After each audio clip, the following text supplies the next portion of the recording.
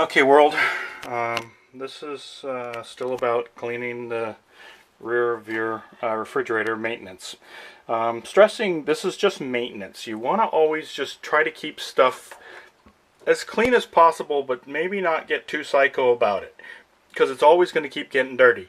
So as long as you can see through it, you're way ahead of the game. You know, if you can, I'm going to put the flashlight in where the fan goes through here, and you can see that I can see light through it. And as long as you can see light through it,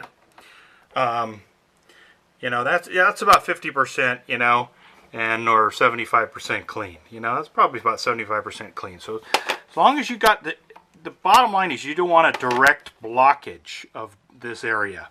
If it's flat covered with lint, when air can't pass through it at all, that's when you're doing damage to your compressor over here. Okay, so as long as you can see through it, you know, you're doing real well. You know, as far as from a homeowner's standpoint, you know, as long as you keep it at that level. And this brush worked out real well. This brush right here, I've been using it for quite a while. It's kind of my favorite, you know, little brush. Actually, my only little brush, I think. I have one or two, I guess. Anyways, but I just kind of, you know, brush the front of it, and, you know, you go behind stuff and just kind of be gentle, but get the areas clear so air can pass through them. And this does go back in here. Okay, so this is round. This is a circular thing. And they don't really leave you any access. Kind of a really terrible design. But basically what you want to do is slide this in here, and just kind of wave it back and forth a little bit to your left and right, you know. And basically all you're trying to do is just, you know, like I said, get rid of any, you know, complete covering of the holes, you know. And you have the vacuum running. I'm not going to run it right now. At the same time you're doing it, you know, kind of around here, and it'll pick up any dust. And like I say, you just want to make sure that the air can go through it, that there's no complete blockage. And that's the level you want to maintain it at. If you want to get more psycho than that about it, you know, you can, blow compressed air, you know, all over here and make a big dust cloud and all that kind of stuff. And you're not really gaining a whole lot. I mean, it's a great way to do it. What I recommend is to people to do this when they move.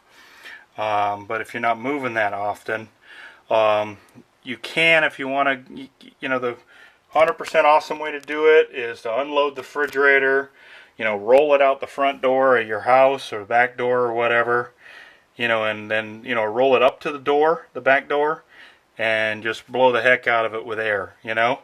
And, you know, still being careful, but, because you don't want to blow off stuff like this. These things the glue is getting old. This fridge is 10 years old.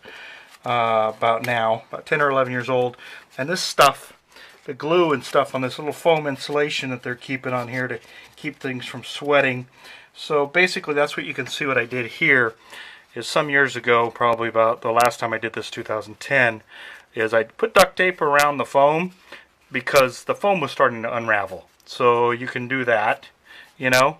That's some good stuff, you know. And basically any pipes that are, you don't want pipes rubbing, you know. So it's kind of stupid the way they do things. You can see back there, they put that stainless steel clamp with the copper pipes running through it, or just a mild steel clamp with no rubber or anything around the pipe, copper pipe. That's what you call planned obsolescence.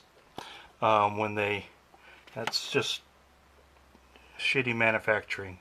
You should have rubber around the copper pipe so that it doesn't rub through. And so that's going to have to be addressed by me. Probably what I'm going to end up doing is, sorry about that, drop the camera. The side of the fridge here is, there's nothing on the side of this fridge.